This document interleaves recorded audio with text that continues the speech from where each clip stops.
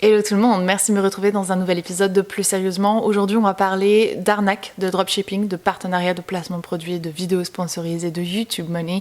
Et quoi de mieux que d'avoir cette conversation avec mon frère. Certains le savent, d'autres ne sont pas du tout au courant de mon existence ou de la sienne, mais mon frère a sa propre chaîne YouTube qui s'appelle Le Radier Irradié. C'était assez marrant de voir à travers les commentaires, les siens ou les miens, que certaines personnes avaient un petit peu remarqué un air de famille, et nous sommes là aujourd'hui pour vous dire qu'effectivement, nous sommes frères et sœurs. Donc mon frère, depuis plusieurs années, fait des vidéos prévention sur les arnaques et tout ce qui peut se faire sur YouTube ou Instagram, il fait ça de façon très comique, toujours avec beaucoup d'humour et d'autodérision, et c'est vachement canon. Il y en a, j'ai l'impression qu'ils se posent pas les bonnes questions. Bien, maintenant que tu as tous les détails, va dans la rue et vends-moi tout ça. Prends le flingue, tu vas en avoir besoin. Excusez-moi. Oui. Oui, merci, voilà, j'ai une toute petite question. Est-ce que c'est légal au moins tout ça? Non, parce que en cas de pépin, j'ai peur que mon assurance ne me couvre pas, voilà. Étant dans une situation financière particulièrement difficile en cette année 2021, hein, vous savez ce que c'est, eh bien, je vous avoue que je me fais un petit peu de tracas, voilà. Bordel, j'y ai jamais pensé. Oui, moi je pense qu'il faut se poser les bonnes questions. Hein. T'es prêt? Je suis prêt. Bah écoute, c'est parti. Merci d'être là, frérot. Bonjour. Bonjour. Je suis trop contente qu'on puisse faire ça et discuter un petit peu et tout. Déjà, avant de commencer, j'avais envie que tu nous parles de ta chaîne. De notre chaîne, c'est la fille qui s'incruste. Ouais. Oui, alors le radis, c'est tout moi en fait. Donc la production, c'est une production Sandrea en vrai. Après, t'apparais dans une de mes premières vidéos critiques, on va dire analyse, etc. Juste en commentaire, un faux commentaire, même pas en visage. Donc, mais bon. J'ai triché. Un faux commentaire? Ouais, c'est une anecdote. Bon, du coup, je m'en souviens pas. Pourtant, j'ai regardé pas toutes tes vidéos, mais pratiquement toutes tes vidéos. Ça date de 2015 maintenant. Donc, tu regardes ton petit post-it. Ça date de 2015. À savoir, il s'est fait un petit post-it avec les dates phares de sa chaîne parce que il a pas bonne mémoire. Mais après, bon. Les dates, j'ai pas mémoire des dates. En fait, ça passe tellement vite. J'ai l'impression que ça fait même 3 ans que je suis sur YouTube. En fait, non, ça fait 2015. 5 octobre 2015 que je suis sur YouTube. Ouais, donc on est en 21, donc, ça va bientôt faire 6 ans. Ouais, c'est chaud. Grande célébration, peut-être champagne et tout. Donc du coup, raconte-nous un petit peu exactement ta chaîne, comment t'as commencé, qu'est-ce que tu fais maintenant, quel est le type de vidéo que tu fais, parce que forcément, j'ai fait ta présentation, mais je trouve que c'est intéressant que tu nous expliques ce que tu fais avec tes propres mots et un petit peu le but et ce que tu cherches à faire, quoi. Alors... Non, alors, au début, les premières vidéos que je faisais, donc ça remonte à 2015, c'était pas du tout dans le format que je fais maintenant actuellement, donc j'étais dans le gaming, donc ça n'a rien à voir, et c'est en 2016, du coup, de mémoire, ouais, c'est ça, que j'ai commencé en fait les vidéos critique, analyse, dénonciation, prévention, voilà, donc ça ratisse assez large, donc ça peut être d'arnaque de société, comme j'ai pu faire il y a quelques mois avec Bifone, aussi des youtubeurs, youtubeuses, influenceurs, influenceuses, pour vraiment encore plus ratisser large. Donc c'est vraiment ce que font, c'est des arnaques en tout genre.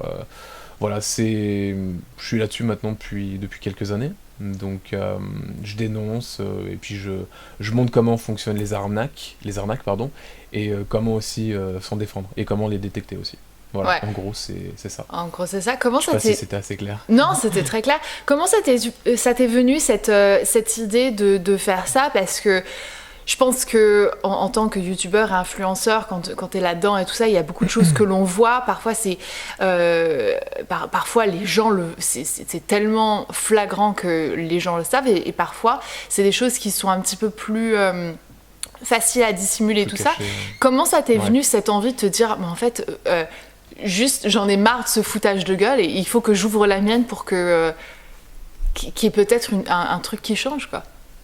En fait, au début j'étais dans le gaming, donc ça n'avait rien à voir, et dans une vidéo où j'étais en train de jouer, j'étais en train de me plaindre justement d'une connerie qu'avait fait en fait un influenceur, et je me dis non, c'est pas du tout le bon format en fait, le gaming c'est pas du tout le format en fait pour dénoncer les choses, et c'est venu en fait parce que j'ai vu j'ai vu des foutages de gueule en fait. J'ai vu des youtubeurs et youtubeuses qui se foutaient de la tronche de leurs abonnés, littéralement, avec des placements de produits dissimulés, des arnaques, pas mal de mensonges aussi.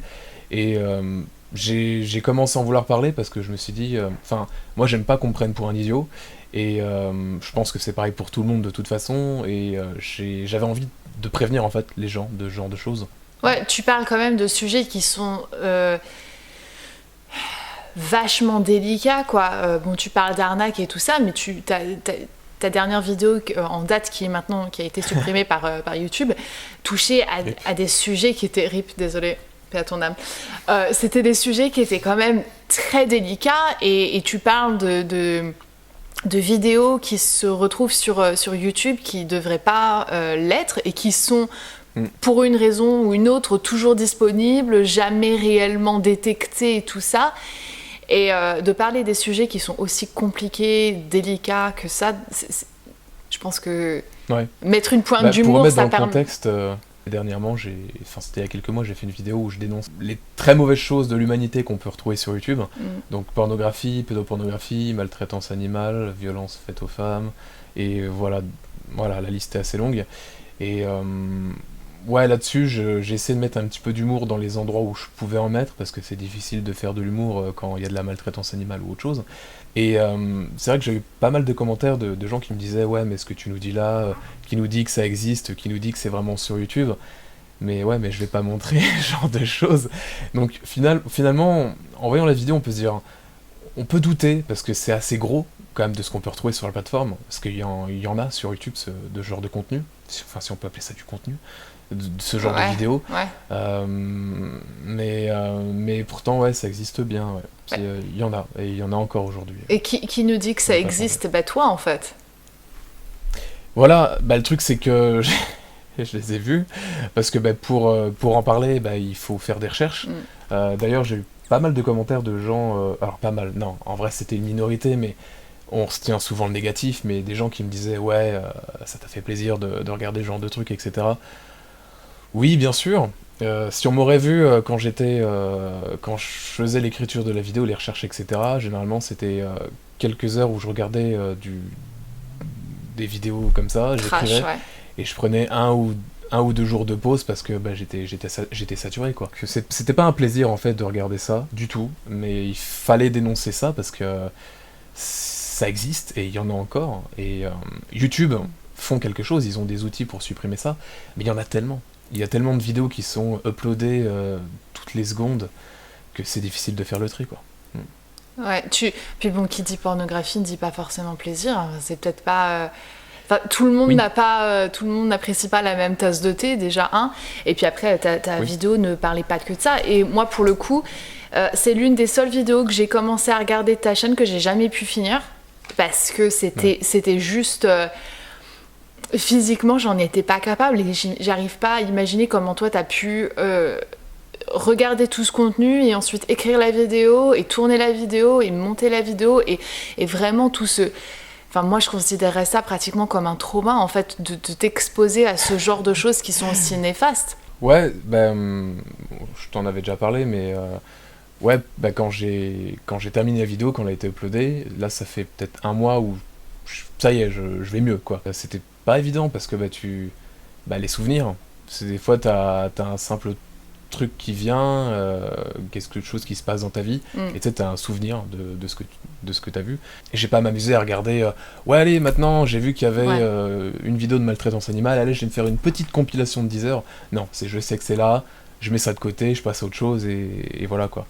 Donc, mais c'était assez éprouvant, heureusement que ma famille était là, ma femme aussi. Je pense qu'il y en a qui aiment bien faire l'autruche aussi. C'est un peu ce que tu dénonces, c'est soit les personnes qui sont pas forcément informées, qui sont un peu naïves et tout, et il y a d'autres personnes qui font l'autruche, qui sont juste prêtes à croire n'importe quoi de n'importe qui, tant que cette personne-là, mais je la suis depuis 2-3 ans et j'apprécie vraiment qui elle est, j'apprécie vraiment son contenu. Et ça peut être frustrant, c'est que j'ai déjà pu, dans mes dernières vidéos, démontrer des choses très malhonnêtes que faisaient certains influenceurs et influenceuses, et des choses vraiment, ça serait dans le pénal, il y aurait certaines choses, c'est la zonzon, quoi, c'est casse-prison, sans passer par la case départ. Et il y a quand même des gens qui se disent ouais mais non mais il est gentil en vidéo il peut pas faire ça, les preuves tu les as trafiquées, ça m'est déjà arrivé de recevoir ce genre de commentaires. Je sais que ça Non fait. je suis désolé. C'est la vérité et le truc c'est que les preuves je peux pas les fabriquer parce que c'est eux qui me les donnent, c'est des vidéos en fait qui sont sur YouTube, donc je peux pas moi-même tourner la vidéo d'un youtubeur ou d'une youtubeuse, c'est pas possible. Donc après il y a juste à reprendre les vidéos sans que ça soit du hors contexte. C'est pour ça que je mets toujours mes sources dans mes Ouais. vidéos, pour que les gens se disent ouais non là il a fait du hors contexte, non. Si t'as un doute, tu vas voir la source et voilà point barre. Donc il y a toujours des gens qui, voilà comme tu dis, qui font l'autruche quoi.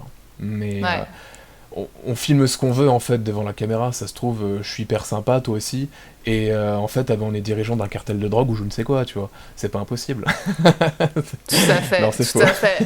On a des squelettes dans notre placard. Non, non, Ouais. mais Ouais. tu sais, le radis se déguise bien, ok, d'accord, le bourgeois, etc., il se déguise bien, Vous pouvez me faire confiance, je suis bourgeois. mais pas à ce point-là, pas au point de carrément changer de tête juste pour la vidéo et trafiquer les preuves. Et il se déguise bien, ça me fait penser au fait que t'as passé quand même je ne sais pas combien de mois quand on était gamin avec ta cape de super-héros. Est-ce que Ouais, c'est ouais. pas un peu ça? C'est, tu sais, 20 ans plus tard, le super-héros de YouTube essaie de protéger sa communauté et celle des autres contre les méchants. Super-héros, je suis pas fan parce qu'on m'a déjà collé l'étiquette et j'aime pas qu'on me dise ouais t'es un C'est un peu trop de super-héros. pression. Bah, je me considère pas comme un super-héros, en fait, je dénonce que n'importe qui pourrait dénoncer, mais il faudrait juste une caméra, faire quelques recherches et puis voilà. Ouais, non, T'as c'est... pas envie de te créer un personnage, un super radis? Non? Bah, les costumes, je veux dire, mollo parce que... Je commence à avoir une pièce de costume, les gars, vous vous En rendez vrai, pas compte? j'ai une armoire, enfin, j'ai une étagère où j'ai tout mon matos, etc. J'ai vraiment une pile de costumes que je dois ranger, etc. Mais ça commence à prendre de la place en vrai. Après, il faudrait vraiment un costume sur mesure, ça va coûter cher, je vais devoir faire des sponsors et tout, je sais pas si les gens ils vont vouloir, tu vois. Mais non, tu donnes ça à maman. Elle dit des fois, elle sait pas trop quoi faire. Elle me dit, ah, je suis dans le Ouais. canapé, je regarde une série, elle pourrait être dans le canapé, elle va me tuer et me dire, mais pourquoi est-ce que tu me donnes ça à faire? Bah attends, parce qu'en plus, les couleurs du radis c'est rose, blanc, vert. Je vais me déguiser en rose, enfin Ah, en c'est rose, blanc, canon. vert. Ah non, moi, Ouais. c'est canon. Moi, j'aime. Moi, je le vois bien, tu sais, le costume hyper serré, rose, avec le logo en blanc, vert et tout, la cape verte. Moi, je le vois tout de suite. Les bottes et tout. Il y aurait peut-être un délire, hein, mais va falloir que. Ah, moi, je dis qu'il y a un- va falloir, moi, je va dis falloir qu'il y a que un j'assume délire. le truc après, parce que. Après, il y a Ah, les mais... moqueries. Oh, attends, il va falloir que j'assume le truc. Le gars se déguise en bourgeois quand même. Je suis désolée, mais... Ouais, mais après, entre un bourgeois et un costume hyper moulant, bon, quand même. Ouais, mais justement, ça peut être dans l'autodérision. Non, non, mais oui, c'est vrai que l'autodérision, oui, qu'il y en a qui essayent vraiment de me coller l'étiquette, en fait. C'est comme le bourgeois, on me dit, ouais, t'es un bourgeois, tu fais des placements de produits, t'es youtubeur, donc t'es forcément tuné. Bah, le bourgeois, oui, c'est vrai qu'il a été créé exprès pour ça. C'est dès que j'ai un placement de produit, il y a le bourgeois qui apparaît, quoi, maintenant. Bon, on est Ok. très dans l'autodérision. C'est quelque chose qu'on m'a souvent...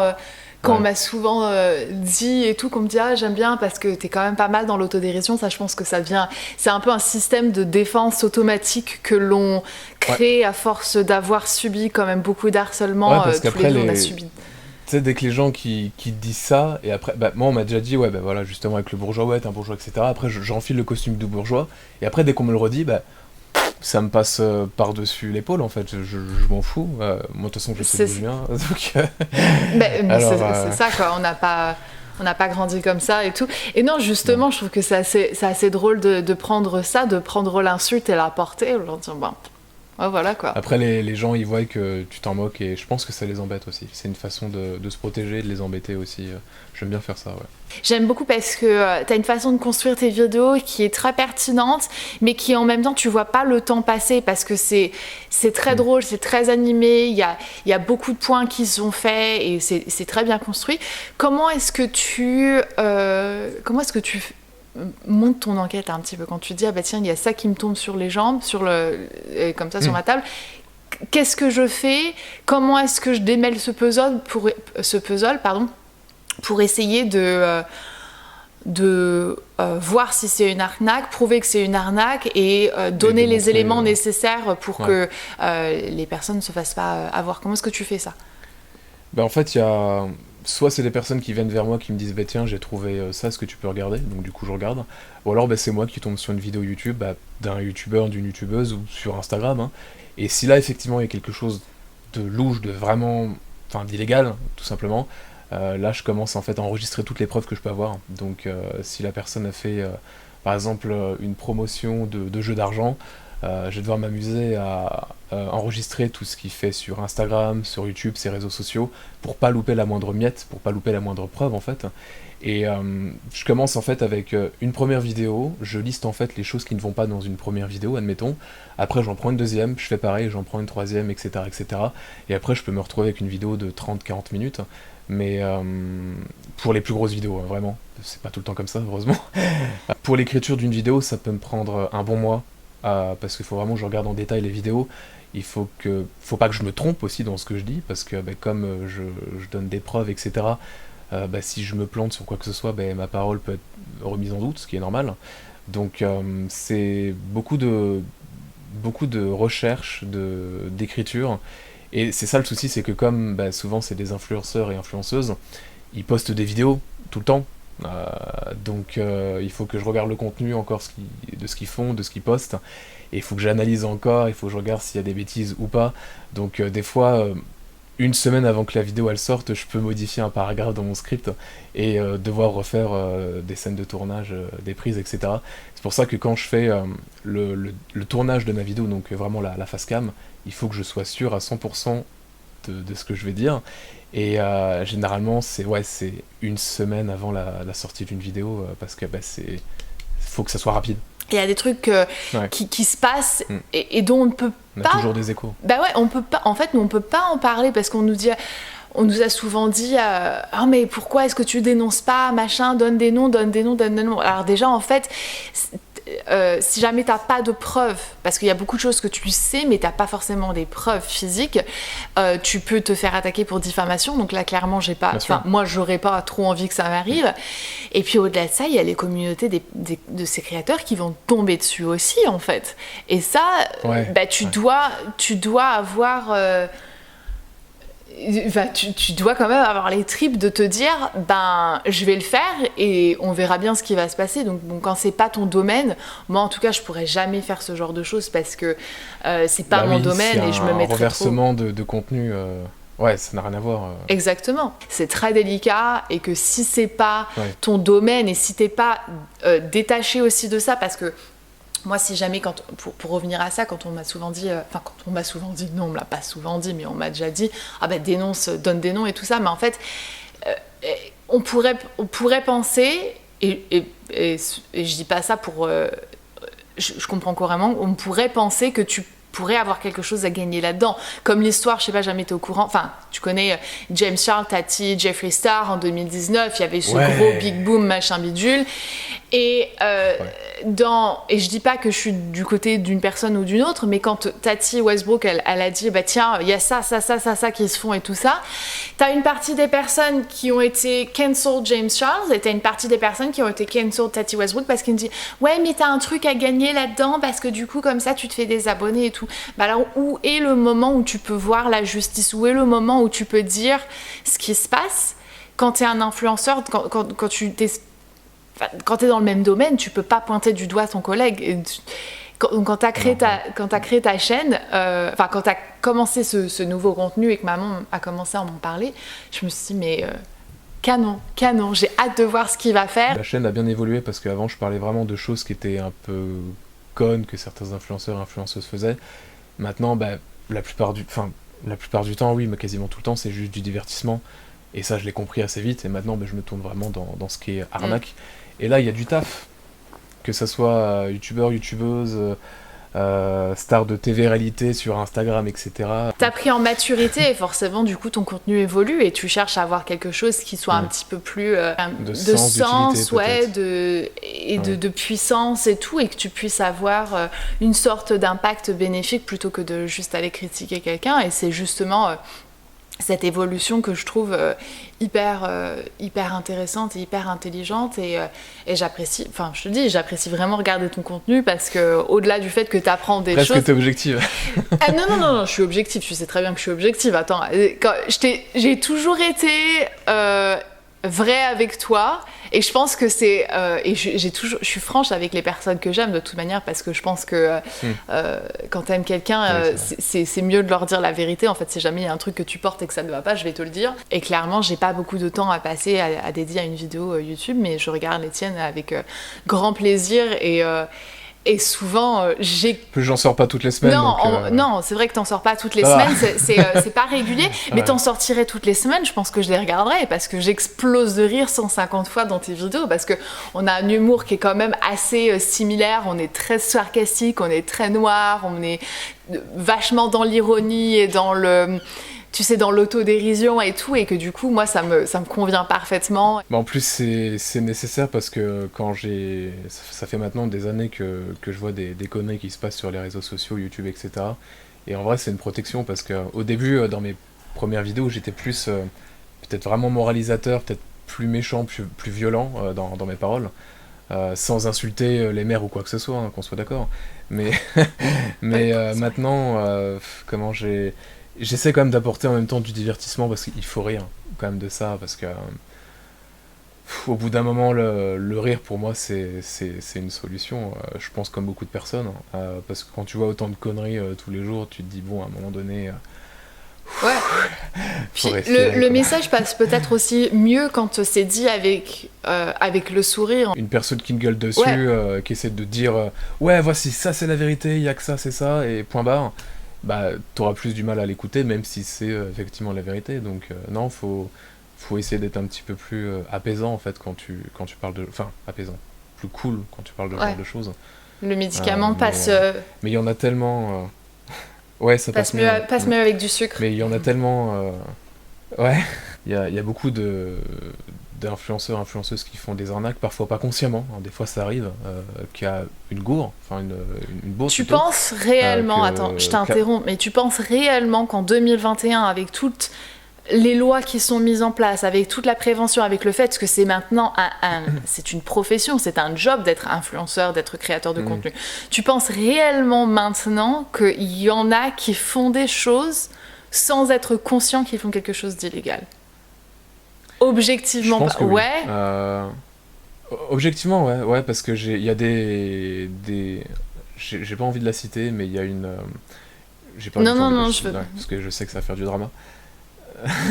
Mais il y a une influenceuse, chanteuse, qui a fait récemment un placement de produit pour un casino en ligne, donc jeu d'argent, et cette personne est mineure, hein, tu vois, et c'est peut-être parce qu'elle est naïve, tout simplement, donc elle est pas au courant que les jeux d'argent, promotion de jeux d'argent, quand t'es mineur, voilà, tu le fais pas. C'est pas tu le fais pas c'est pas légal, ouais. Mais non, bah surtout quand tu fais de la promotion de ça à des... Comme c'est une influenceuse mineur, très jeune, bah elle a aussi des gens qui la suivent, bah c'est des mineurs quoi, forcément.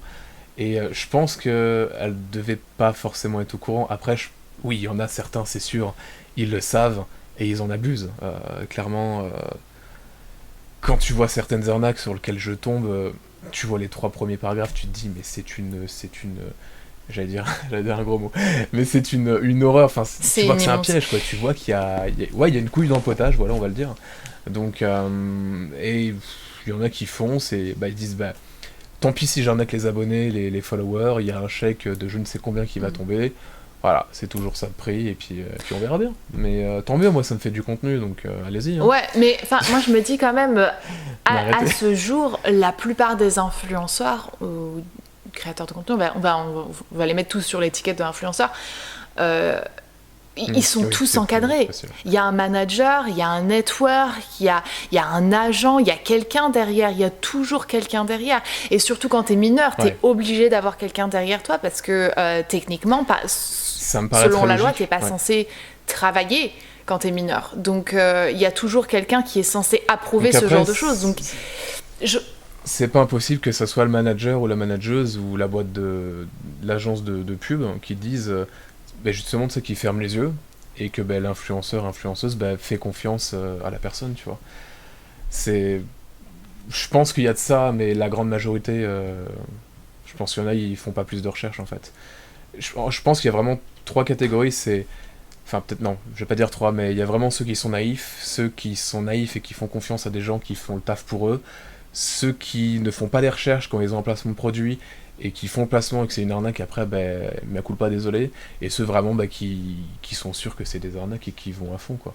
Après, j'ai pas de stats, mais ceux que je parle, la plupart du cas sur ma chaîne, les connaissant, en ayant vu beaucoup de fois leur contenu et qui les suit sur des mois, oui, je pense qu'ils le savent la plupart du temps. Quand tu vois des placements de produits pour du dropshipping, etc. Bon, faut Ouais, arrêter, ouais. à un moment Ben, donné. on en a déjà parlé, toi et moi. Le dropshipping, Ok. tout n'est pas égal dans le dropshipping. Il y a des façons de faire et il y a des façons de ne pas faire. Et, bon, bah, clairement, le dropshipping, comme on le connaît, c'est la façon à pas le faire. Tu vois, Oui. j'arrive toujours pas à comprendre comment est-ce que ça peut passer et tout, parce qu'il y a une façon. Il y a une façon de faire en fait. Si jamais tu as les stocks, si tu ne donnes pas une marge de 150 fois, parce que des fois tu vois des montres à 2, Oui. à 2 euros qui sont vendues à 200 euros, tu te dis vas-y, la marge de 100 fois le prix, c'est cool, tout va bien.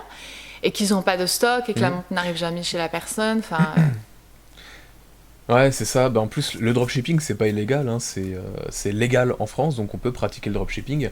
Mais là où peut y avoir des problèmes, c'est au niveau moral. Hein. C'est que, bah, effectivement, quand tu achètes, comme tu dis, une montre à 2 euros sur un site comme AliExpress ou Alibaba, ouais. ou je sais pas, j'en ai plus d'autres. Alibaba, voilà, ce genre de choses, et que tu revends ça à 200 euros, justifie. Alors, comment est-ce que tu justifies ce prix? Parce que bon, il y en a ceux qui sont, on va dire, honnêtes, oui, ceux qui sont honnêtes, qui font, admettons, un x3 sur le prix. Il y a une raison à ça, pourquoi il y a le x3, pardon. Il y a le service après-vente, la réparation, ils ont des stocks, peut-être que tu peux voir les produits en vitrine, ça arrive. Donc tu payes un service donc qui justifie le prix, qui justifie l'augmentation. Là-dessus on est d'accord. Mais quand il y en a qui font du dropshipping, qui n'ont pas de stock, euh, que eux ils commandent sur ton site et que toi en fait tu commandes pour eux, donc chez le fournisseur, et après que le produit ne passe pas chez eux mais passe directement du fournisseur au client, du coup, bah là c'est complètement dégueulasse. c'est pas un peu frustrant de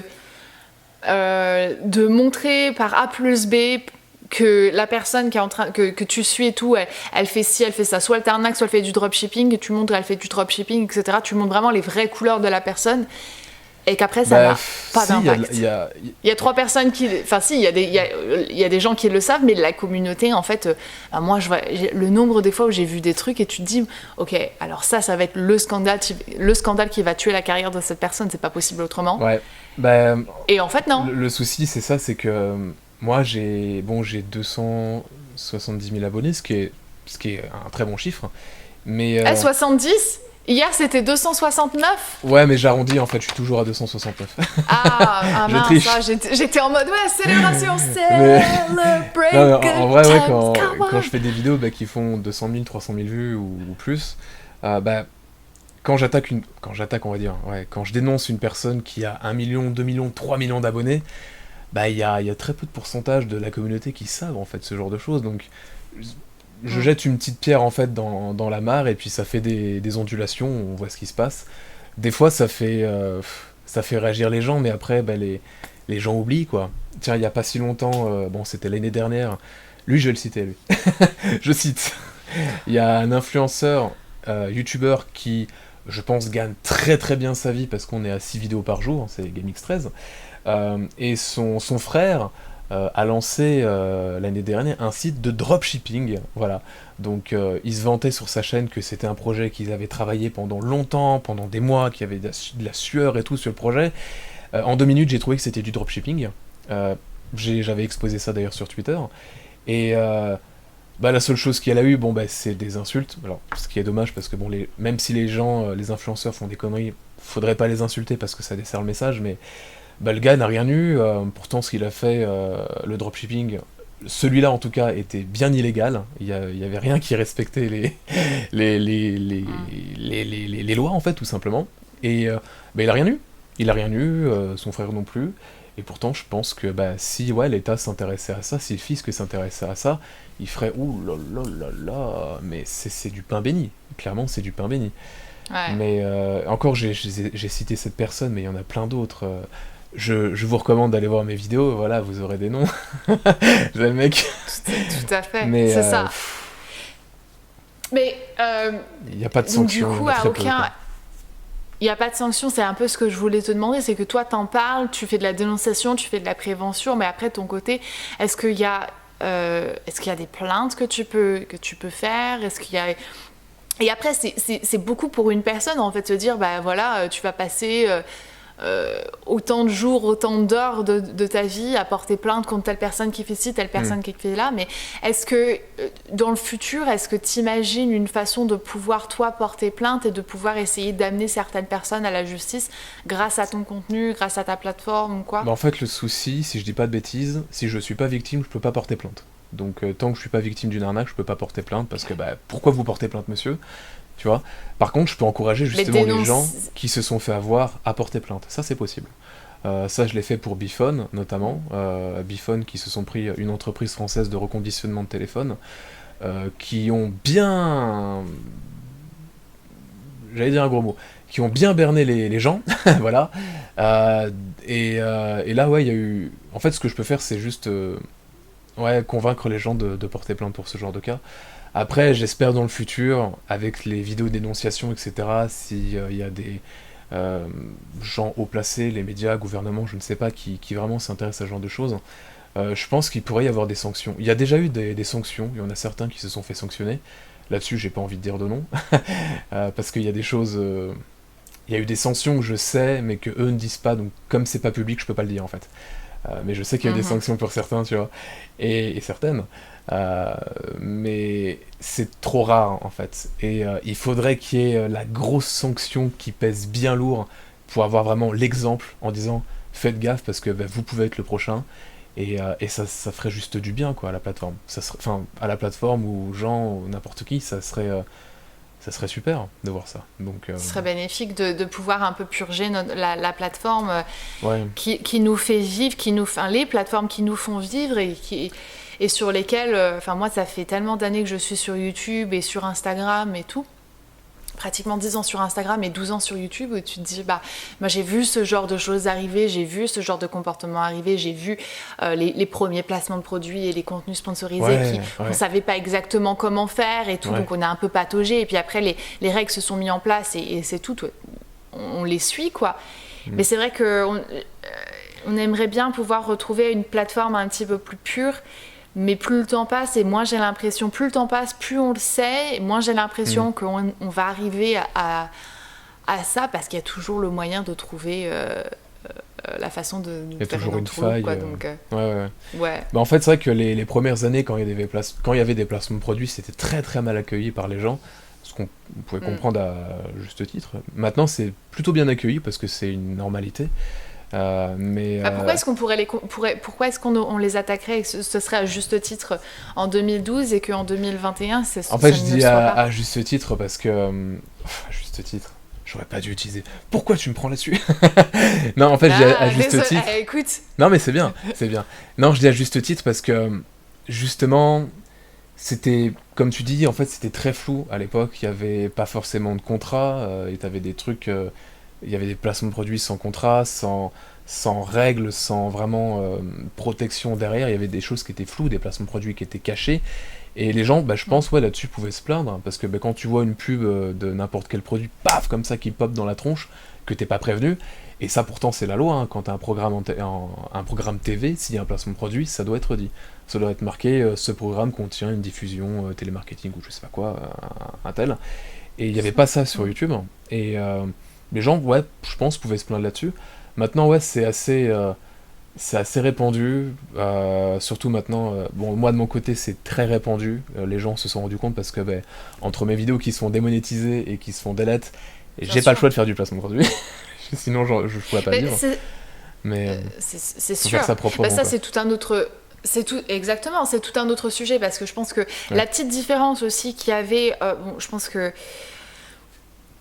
En 2012, 2013, c'est à ce moment-là que sur YouTube France, ça a commencé à venir, qu'il y a commencé à avoir des placements de produits. Au début, qui étaient dissimulés, il y a quand même un stigma de l'argent qui est assez... Oui, en plus, les Français, l'argent... Ouais, c'est quand même assez délicat, c'est un sujet assez délicat. Et c'est vrai que, il y a 7 ans de ça, par exemple, les publicités rémunérations à YouTube, c'était beaucoup plus facile d'en vivre qu'à ce jour. En 2021, de vivre uniquement des rémunérations YouTube, c'est pratiquement impossible pour plusieurs raisons. Parce que les annonceurs payent de moins en moins YouTube et YouTube se prennent de plus en plus des commissions. Parce que maintenant ils te demandent, au lieu d'avoir une seule pub qui paye bien, ils te demandent d'en avoir 5 dans ta vidéo qui va faire en sorte que tu vas te retrouver avec le même taux d'argent que tu aurais il y a 7 ans avec seulement une pub. Et le problème, c'est que toi, ta communauté, tu peux pas lui demander de regarder 5 pubs dans ta vidéo parce que ça gâche complètement le plaisir de regarder quelque chose. Donc il faut que tu trouves un moyen, soit t'en mets pas ou t'en mets moins, ou et puis tu peux pas les retirer complètement parce que jamais tu retires complètement, il y a quand même des pubs, mais là c'est YouTube qui se prend la marge et c'est pas toi. Donc tu es un peu obligé de trouver le moyen de pouvoir rentabiliser le temps que tu passes à créer ton contenu autrement qu'avec YouTube AdSense, parce qu'en fait maintenant ça ne paye plus. Clairement, moi si j'avais pas de placement de produit, j'en vivrais pas parce que je fais une vidéo tous les 2-3 mois. C'est pas possible. Donc moi heureusement qu'il y a le placement de produit, sinon je pourrais pas en vivre. Et c'est là en fait, où moi j'ai déjà eu des commentaires en me disant ouais, tu fais beaucoup de placements de produits, tu dois bien gagner ta vie, c'est le bon gros bourge. Ouais mais ok, admettons, alors là je vais dire un chiffre au hasard, mais admettons je me fais 5 000 € sur un placement de produit, c'est cool. Mais il y a 3 mois de travail en fait derrière, donc 5 000 € divisé par 3 mois de travail, après l'URSSAF qui prend, le CFE, et d'autres taxes que prendront l'État, que je ne suis peut-être même pas encore au courant. Au final, tu te dis, ouais, c'est une belle somme, mais à terme, à terme, tu te retrouves avec 50% de la somme sur 3 mois, quoique du coup, c'est rien du tout. C'est hyper frustrant pour moi, dans mon domaine, c'est un petit peu différent et tout, il y a quand même moins de censure, même si c'est de plus en plus compliqué. Ça fait tellement longtemps que moi je suis sur YouTube et on n'avait pas toutes les règles qu'on a maintenant, et maintenant tu dois vraiment faire passer une enquête, que tu dois envoyer ton enquête à YouTube qui regarde ta vidéo avant qu'elle soit publiée, avant qu'elle puisse être monétisée, et encore, parfois ils peuvent te retirer la monétisation. Parce que moi sur ma dernière vidéo qui s'est fait supprimer, j'ai eu 3 examens, donc j'en ai eu premier, démonétisation. Je comprends, on parle de choses très, très atroces, je peux comprendre. Je peux comprendre qu'il n'y a pas des pubs qui ont envie de se mettre là-dedans, pas des marques qui ont envie de se mettre là-dedans, c'est normal. Tout à fait. Interdit moins de 18 ans, bon, ça fait chier, mais encore là je comprends, parce qu'effectivement, même s'il y a des flous, des censures, etc., si tu sais un peu comment fonctionnent les choses de la vie, tu sais très bien de quoi est-ce qu'on est en train de parler, tu vois qu'il y a un enfant de 12 ans qui tombe là-dessus. Voilà, par contre, quand il y a une censure, mais vraiment un strike de vidéo, et en plus plusieurs mois après, tu te dis ouais, ça fait mal quand même. Tu vois, il y a 3 mois de travail comme ça qui partent, pas en fumée parce que le message est quand même passé, il y a quand même des gens qui l'ont vu, mais je me dis c'est frustrant quoi, parce que je me suis fait mal psychologiquement, et au final, j'ai pas envie de dire pas grand chose, mais au final pour se faire censurer, littéralement, là c'est de la censure, il n'y a pas mieux comme censure. Donc cette vidéo je vais la remettre, je mettrai plus de censure, et si je me fais supprimer, je pense que YouTube aura vraiment un souci avec moi à ce niveau-là. C'est qu'il y a vraiment un truc qui va pas avec moi, quoi. C'est que ta tête leur revient pas. Mais de plus en plus, les créateurs de contenu sur YouTube sont censurés. Après, après 2020, nous en tout cas pour les États-Unis, après 2020, tu te dis en fait il y a pas. Il faut qu'on puisse trouver le moyen de censurer tout ce qui est fake news, comme on aime bien les appeler, et les théories du complot et tous ces trucs-là en fait qui essaient, les personnes qui essaient vraiment d'altérer la perception de la réalité chez les autres, c'est quelque chose qui doit être vraiment fait, mais en même temps, pour toutes les personnes qui essaient, elles, de remettre les choses d'équerre, on va dire, et de dénoncer les trucs qui sont faits et tout ça, et de parler de sujets sensibles aussi, parce qu'en 2020 on pouvait pas parler de Covid, tu pouvais pas mettre Covid ni quoi que ce soit, tu pouvais même pas dire le nom. Black Lives Matter, je pense que même si jamais tu mets dans ton titre raciste. J'ai esquivé le dollar jaune parce que t'as dit beaucoup de choses d'un coup qui vont pas, donc il est passé au-dessus de moi là en vitesse. Le dollar jaune, c'est quoi Ouais, le dollar jaune? Bah, le dollar jaune, c'est quand t'es démonétisé. Il est passé au-dessus de moi, c'est pour ça que t'as dû des mots très... Mais c'est ça, ouais. très... Oh là là, Ah. fascisme, racisme, Covid. Wow, Si c'est jamais triste, cette là. vidéo je vais démotiser. Mais honnêtement, enfin moi de toute façon, éventuellement un jour j'espère pouvoir avoir des sponsors juste pour ce podcast plus sérieusement, parce que j'aimerais pouvoir démonétiser en soi mes vidéos pour que elles soient pas coupées, ou en tout cas essayer de faire en sorte de pas avoir de publicité dans la vidéo pour que le message soit fluide et que tu puisses regarder et que les gens puissent regarder le podcast sans être interrompus, quoi. Mais toujours en pouvant payer mes factures, quoi. Bah, je comprends, mais je pense qu'il devrait y avoir un programme. Ça va peut-être se faire, j'espère, je croise les doigts, mais qui est un programme d'influenceurs, on va dire, influenceurs de confiance, tu vois, où t'as vraiment une personne, admettons un modérateur qui suit une dizaine ou une vingtaine de youtubeurs de confiance, on va dire, et par exemple, dès qu'elle poste un contenu, pardon, j'ai du mal. Ouais. Donc dès que le youtubeur poste un contenu, que ce modérateur puisse tout de suite valider ou non, tu vois. Pas que les créateurs de confiance puissent être tout de suite validés, parce que sinon il y aurait des abus, mais qu'il y ait une facilité peut-être de validation ou non, en fait. Surtout pour les sujets d'actualité. Par exemple, je pense à un Je suis youtubeur d'accord. ici en France, Hugo Décrypte. Il parle beaucoup d'actualité, bah, c'est que de l'actualité de toute façon. Et bah, lui, ses vidéos, il les fait le jour même. Et forcément, bah, attendre la validation de YouTube, etc., etc. Bon, c'est compliqué quand tu fais de l'actualité ou quand tu essayes de dénoncer des mauvaises choses.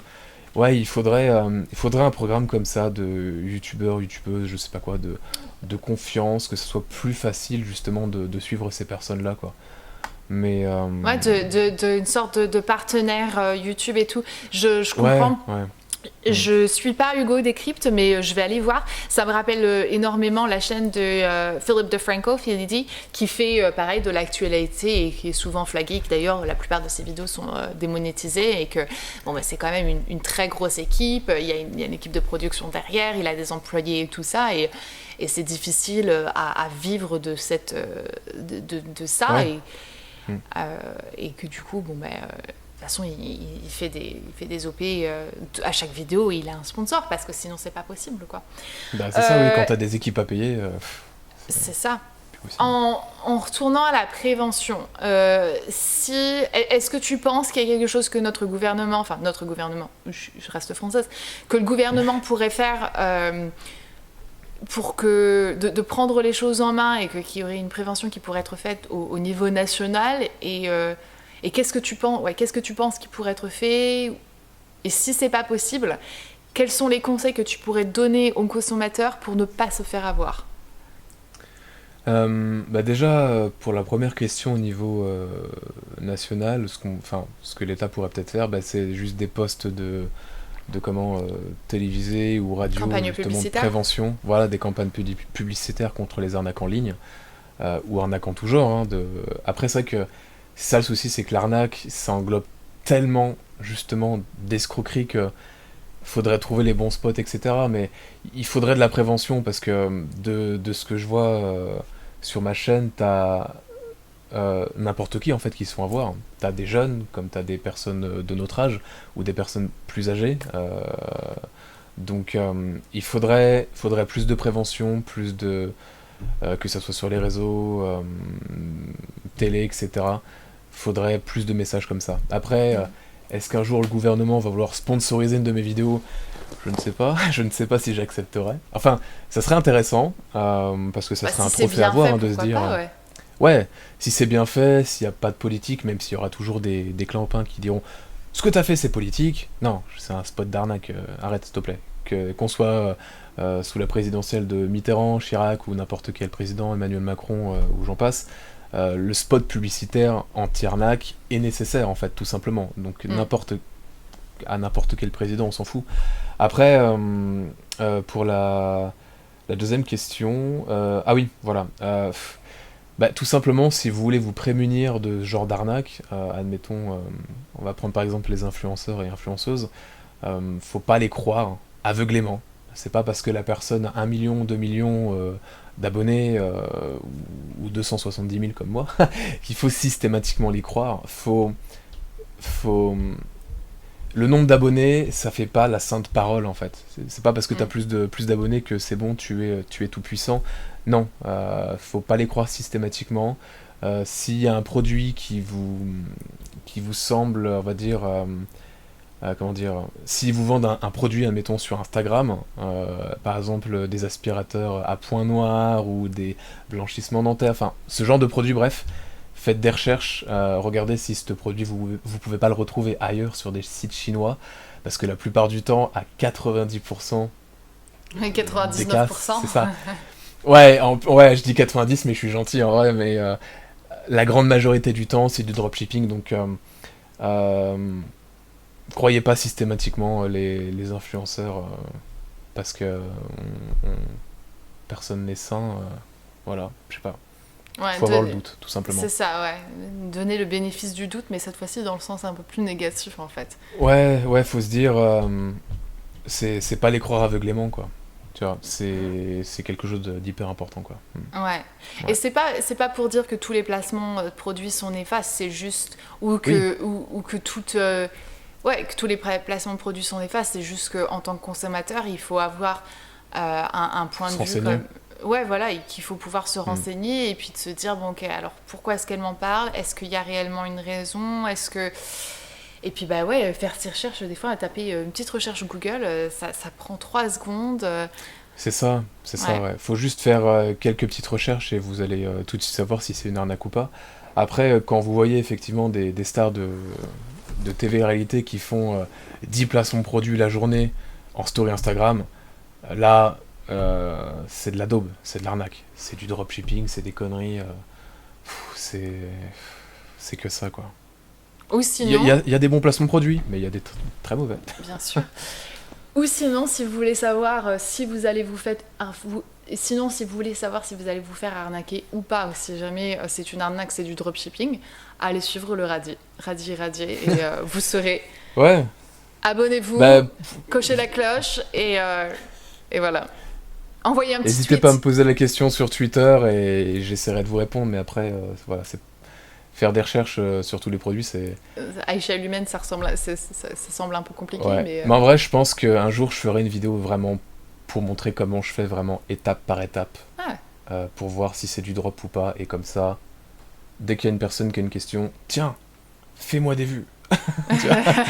Mais ça serait Ouais. un truc à faire, en vrai. ouais, de donner les éléments pour que la personne puisse savoir par elle-même exactement ce Ouais, dont elle a à faire. totalement, quoi. ouais. Ouais. Bah écoute, Ouais. merci, ça fait 1 heure qu'on discute. C'était super chouette de Ouais. participer. Et j'ai oublié de te dire que je porte ce t-shirt pour toi. Ah, j'ai pas vu, je regarde le retour du coup, Ouais, non, Metallica. c'est un t-shirt Metallica. Ah, il est stylé. Ouais, stylé. Il est Ça- bon, ouais. Il est canon, hein. Ça fait des années que je l'ai et ouais, non, je le porte pour toi. Ça me rappelle les moments où on partageait notre écouteur dans le bus pour aller à l'école. Ouais, et qu'on pensait qu'il y avait des gens qui pensaient qu'on était jumeaux. Ouais. Ouais, on a souvent pensé qu'on était jumeaux, mais bah après, Ouais. pareil, avec notre sœur aînée, on pensait que j'étais jumelle avec elle. Non. Hmm. Non. On Ouais, a c'est juste des bons gènes. Ouais, Je sais c'est pas vrai. s'ils sont bons, mais ils se ressemblent en tout cas. Ouais, c'est vrai. Mais c'est marrant parce que, pour conclure cette vidéo et ce sujet, on nous a quand même, il y a quand même, nos communautés sont tellement loin l'une de l'autre, mais ont quand même réussi par moments à dire ah mais attends mais tu ressembles pas un peu à tel. On me l'a déjà dit Ouais, dans les ouais. commentaires, ah, on dirait Radier, mais en femme. Bah écoute, Ouais. Mais en plus, n'est pas la je te même raconte une anecdote en vitesse. Je sais pas si je te l'avais dit, mais il y a des années de ça, quand je faisais des formations pour avoir un taf, pour trouver du taf, ouais. on était dans une formation, il y avait plusieurs personnes en fait. Et il y a une fille qui t'a reconnu à travers moi. En fait, c'est après plusieurs jours. Dingue. Elle m'a dit excuse-moi, mais tu serais pas le frère de Sandrea, tu vois? Et moi, je la regarde dans les yeux, je me dis, mais merde! Meuf! Comment tu... Quoi? Ouais. Et ouais, bah. C'est quoi? Et je dis, oui, oui, c'est moi. Et après ça, je suis content, elle a pas été désobligeante avec moi. Elle m'a pas posé de questions, quoi que ce soit. Elle m'a juste posé la question et c'est tout. Donc ça, c'était cool. C'était bien. Mais ouais, c'est marrant. Ce truc-là, c'était vraiment marrant. Ouais, qu'on te reconnaisse à travers moi. On a la même façon, une façon similaire de parler, forcément, parce qu'on a grandi ensemble, quoi. Et donc bon voilà, je pense que physiquement, oui, c'est indéniable qu'on se ressemble, quoi. Bah écoute, mon clone, merci, mini-moi. Merci pour ton temps, c'était vachement cool. Et évidemment, n'hésitez surtout pas à rejoindre le Radier, mon frère, sur sa chaîne. Les informations sont dans la barre d'infos. Merci pour cette heure passée ensemble. Ouais, je te remercie. Et puis j'espère que la vidéo vous a plu, que j'ai pas été trop bizarre. Comme ma sœur, quoi, finalement. Ah non, là, je crois que c'est mort, en fait. C'est mort. Ça fait très longtemps qu'on sait qu'on est bizarre. Bon, ça va, c'est cool. Ouais. Allez. Je tiens à remercier le Radier, mon frère, d'avoir participé à sa vidéo, de m'avoir accordé son temps et d'avoir partagé toutes ces informations avec nous et tout. C'était hyper intéressant d'en savoir un petit peu plus et puis de pouvoir vous présenter sa chaîne aussi si vous avez envie de checker ce qu'il fait. Et croyez-moi, si en tout cas vous avez peut-être le même humour que moi, vous allez vraiment rire et en même temps vous éduquer de ce qui se fait sur YouTube et sur Instagram. Et peut-être qu'on devrait tous vivre comme des autruches et ne pas voir le mal autour de nous, mais il est là et autant en être informé pour ne pas se faire duper. Donc voilà, j'espère que vous avez apprécié ce podcast. Merci infiniment de m'avoir écouté ou de m'avoir regardé ou les deux. Et à très bientôt dans un prochain épisode ou dans une prochaine vidéo.